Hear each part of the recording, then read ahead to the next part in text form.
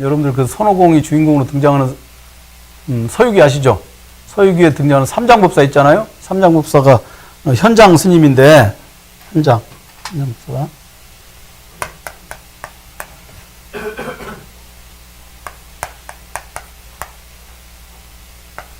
이 현장 스님이 이게 대충 봐서 600년, AD 600년 시기에 당나라 사람입니다.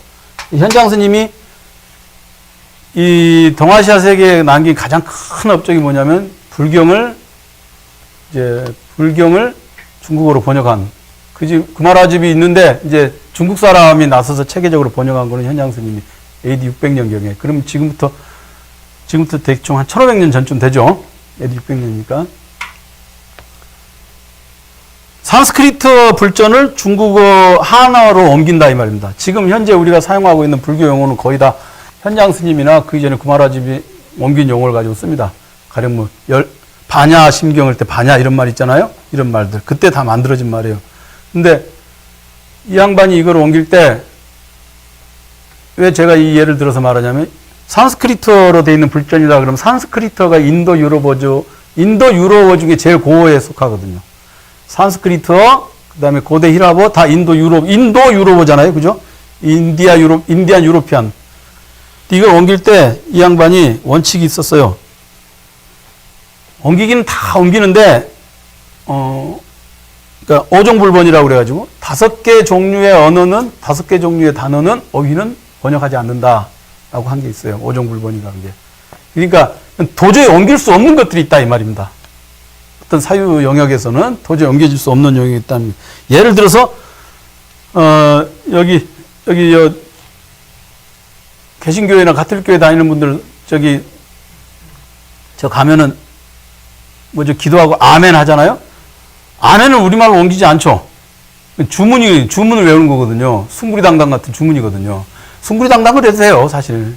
우리 교회는 이제부터 아멘을 한국어로 숭구리당당으로 하기로 합니다. 그래서 기도를 들어주시옵소서 숭구리당당 이래도 돼요. 번역어는 약속이니까 뭘로 쓰겠다 약속이니까. 근데 그런 주문들 첫째는 이제 그런 주문들은 안 옮깁니다. 이를테면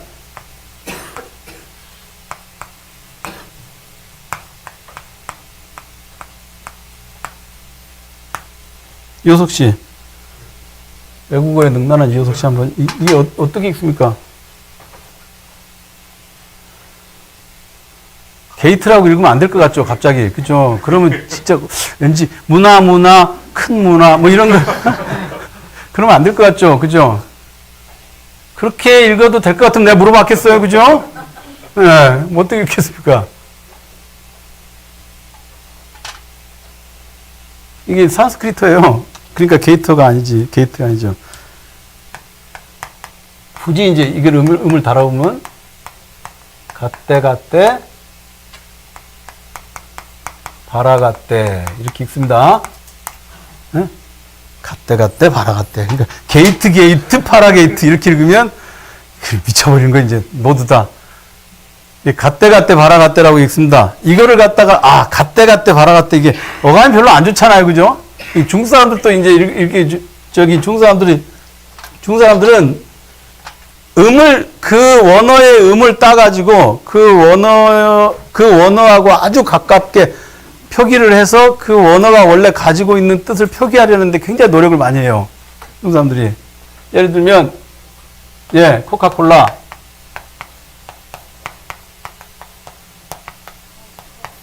이거를 중국어 발음을 하면 코카콜라하고 가까워요. 근데 입에도 좋고 즐겁다는 것이요. 그런 식으로. 그러니까 이제 이거를 중국 사람들이 갓대 바라갓대 이걸 갖다 이제 어떻게 중국어로 발음하면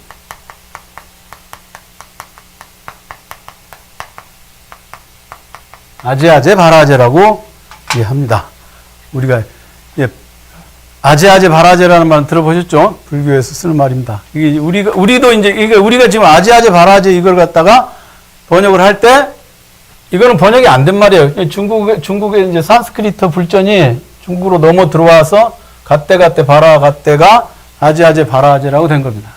영화도 있었잖아요, 그죠? 아제 바라제 영화도 있었죠. 이게 무슨 뜻이냐면 갓대라고 이게 이제 갓대라면 어디 간다 이 말입니다. 간다? 왠지, 이 지점에서 어떤 사람들이 막 이제 한민족이 인도를 지배했던 증거야. 이렇게 말하는 열렬 한민족주의자들이 가끔 있어요. 막 바이카로에다 수도를 두고 전 세계를 지배했지. 막 이렇게. 무슨 스타워즈 찍었나? 근데,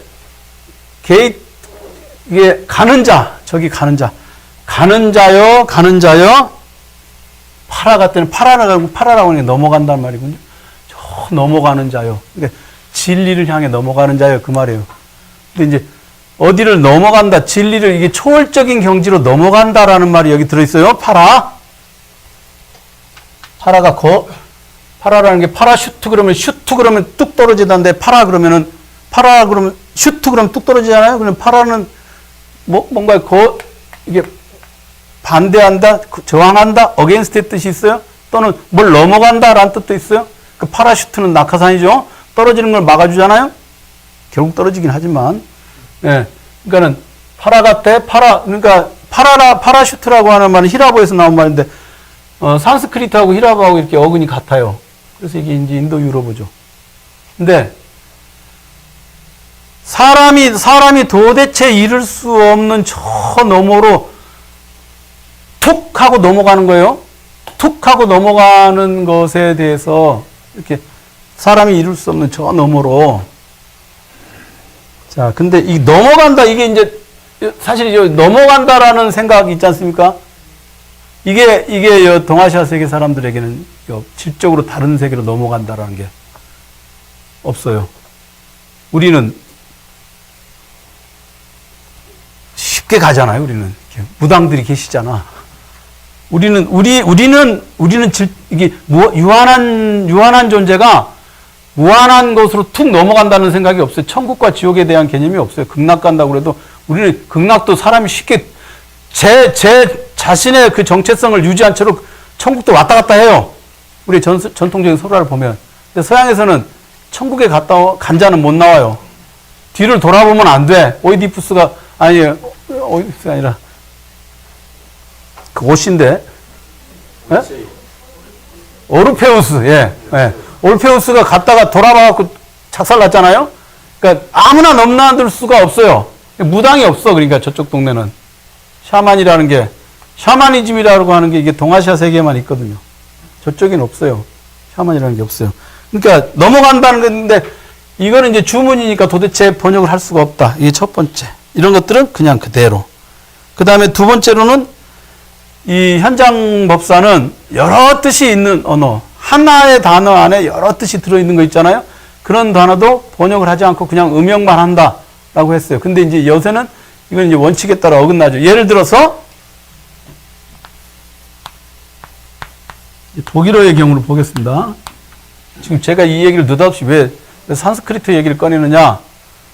이 사람의 헤겔은 아주 고유한 칸트하고는 다르게, 과학주의자인 칸트하고는 다르게 아주 고유한 그 독일의 도이치적인 사유 방식을 가진 언어들을 써요. 이게 이제 접근하기가, 칸트 읽고 헤겔 읽으면 안 돼. 같은 나라 사람이라고 말하기 어려울 정도예요. 그래서 흔히 이 업계에서 공부하는 사람이 헤겔 읽어서 머리가 좀 아프면 칸트 읽으면서 머리 식힌다, 이런 말이 있어요.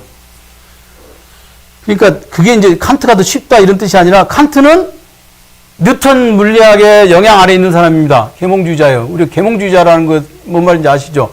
보편적인 합리성을 확보하려고 노력을 해요. 그러니까 가능하면 사람들에게 호환 가능한 언어를 쓰려고 해요. 근데 헤겔은 자기가 가지고 있는 생각이 그리 대단한지 어쩐지는 모르겠는데 내밀한 어떤 뜻을 가진 언어를 쓰려고 노력을 해요. 그러다 보니까 읽을 때 쉽게 읽어나가지 않아요. 예를 들면, 그래서 번역이 까탈스럽다는 것입니다. 아우페벤이라는 단어를 흔히 우리가 지향한다 이렇게 번역을 합니다. 지향한다. 근데 지향이라는 게 이게 지향이 멈출 지자예요. 양자가 이제 드높일 양자예요. 그러니까 이 지향이라고 하는 단어로 번역을 할 수밖에 없는 게 멈춘다, 드높인다 이런 뜻이거든요. 지향한다라고 번역을 하지 말고 그냥 이 아우페벤이라는 단어는 크게 두 가지 뜻이 있습니다. 회개하다. 내다 버린다 그 말이에요. 회개하다. 그 다음에 들어 올리다. 지금 뜻이 전혀 반대죠. 그죠? 회개하다고 들어올리다는 뜻이 반대죠. 그러니까 헤겔이 쓴 이 책을 읽을 때 아우페벤이라는 단어가 나오면 이게 폐기하다로 쓰여졌는지 들어올리다로 쓰여졌는지를 앞뒤 문맥에서 봐야 돼요. 이게 그러니까 이제 그것을 막기 위해서 그냥 어중간하게 타협된 중립적인 번역어가 지향하다인데, 지향하다는 말, 확정공문 지향하다는 말 듣고 딱 무슨 이해가 돼요? 안 되죠. 예. 그러니까 이럴 때는 폐기하다로 써야 될지 들어올리다로 이해를 해야 될지 알 수 없는 경우가 있습니다. 그런데 예전에 현장 법사는 이런 경우에도 번역을 하지 않는다라고 하는 원칙을 세웠던 것 같습니다. 그 다음에 이제 세 번째는 도대체가 이제 이건 번역 자체가 불가능한, 인도에는 있는데 중국에는 없는 물건을 가리키는 단어들이 있었겠죠. 불전에. 그런 것들도 번역을 하지 않고 그냥 음역만 한다. 예를 들면 말미잘이 우리말은 아니잖아요. 우리말 아니지. 몰라. 네. 그래요. 그러니까 저 이제 서양에만 있는 어떤 그런 거 있지 않습니까? 제규어는 아메리카 표범이고, 그죠? 레오파드는 아프리카 표범이잖아요. 그러니까 저는 아프리카 표범, 아메리카 표범, 결국 아메리카도 외국어잖아요. 그러니까 제규어, 레오파드 그렇게 한다 이 말이에요. 우리나라에는 없잖아요. 천연김 우리나라에는 없는 짐승이잖아요. 그죠? 제규어라는 게 없지 않습니까? 아메리카 표범. 그다음에 이제 악어. 이거 있지 않습니까? 악어는 우리말로 옮겨졌는데 일본 사람이 옮겼든지 중국 사람이 옮겼든지 얘기했죠. 그러니까 저는 악어라고 하지 않고 그냥 악어는 한국에 없는 짐승이잖아요. 중국에는 있나? 중국에 있을지 모릅니다. 그러니까 중국 사람들이 옮겼을지도 모르죠. 그러니까 기린 이런 거 있죠. 기린. 아프리카에만 있잖아요. 그런 것들도 그냥 기린은 뭐 영어로 모르겠고 악어도 영어로 모르겠습니다. 어쨌든 그런 거는 안 옮긴다. 그 다음에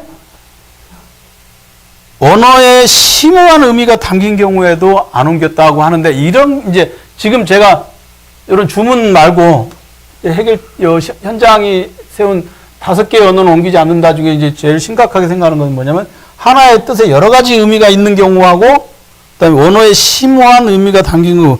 그냥 가령 프라지나 같은 단어가 있는데 산스크리트에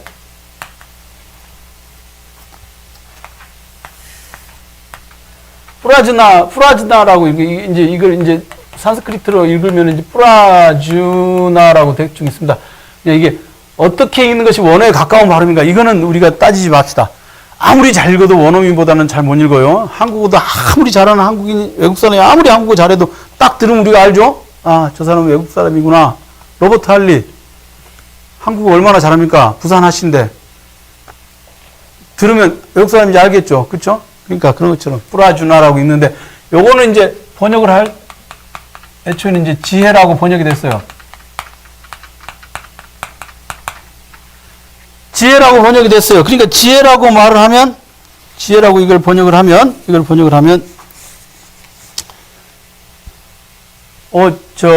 생활의 지혜, 그런 거 있지 않습니까?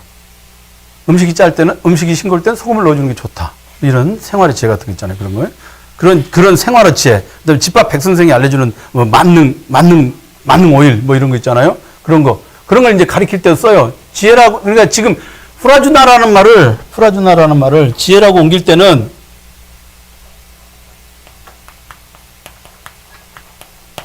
인간의 힘으로 도달 가능한 영역에 지금을 말하는 거거든요.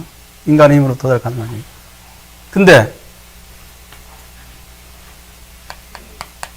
산스크리트어에서 프라주나는 초지혜라는 뜻도 가지고 있어요. 초지혜라는 뜻도 가지고 있어요. 이게 이제 심각한 부분이 되겠죠. 그래서 이거를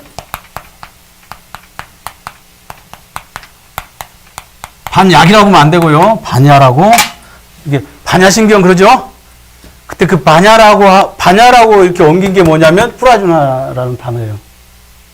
반야신경, 관자재 보살, 행심 반야, 바람일다 심, 이거 있잖아요. 그 반야신경 외울 때 그 반야. 근데 이 초라고 하는 말이 이제 앞에 들어갔습니다.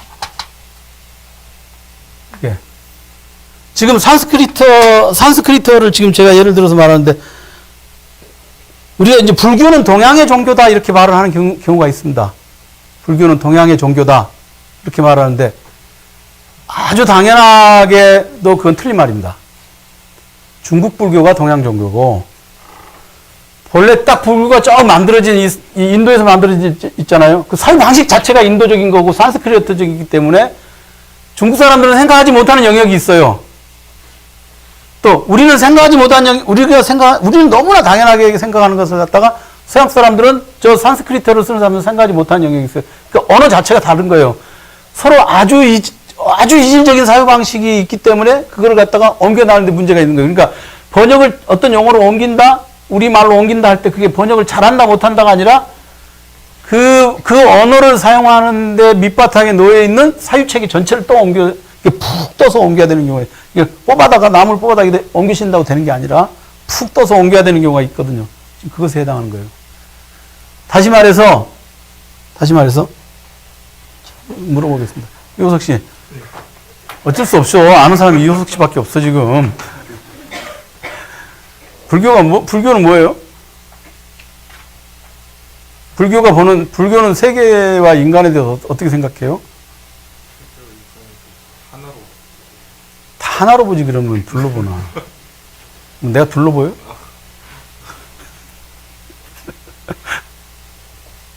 불교 신자예요?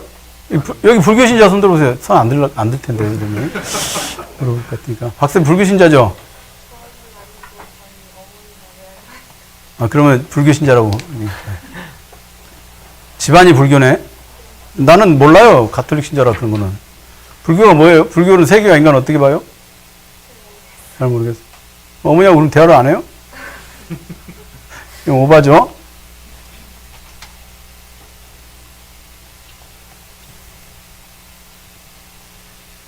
선이 있습니다.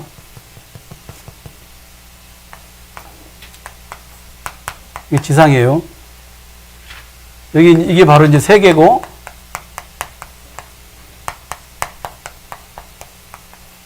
이게 인간이죠. 이게 인간이죠. 불교는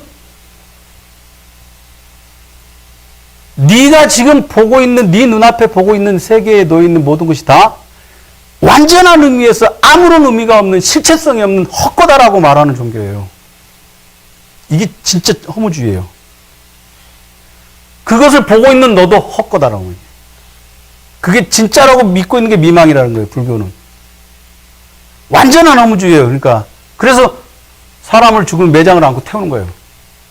없애버리는 이게 매장을 안 하는 거예요. 이게 완전히 헛거라는 거예요. 이게 눈앞에 보면. 그죠? 엄마한테 가서 물어보세요. 지금 집에 가서 어머니한테. 네? 불교는 보세요. 그러면 요 지혜가 내가 세상을 살면서 뭐 이렇게 하니까 잘 되더라, 저렇게 하니까 좋더라, 이런 것들이 지혜, 이 세계관에서 보면 그냥 헛생각의 나열이죠. 누가 더 많이 재산을 가지고 있고, 누가 더 배웠고 하는 것도 다, 이 지상에서 일어나고 있는 한은 다 헛거죠. 그럼 이게 사회적으로 어떤 의미가 있어요? 완전히 모든 인간이 다 평등하게 헛거예요.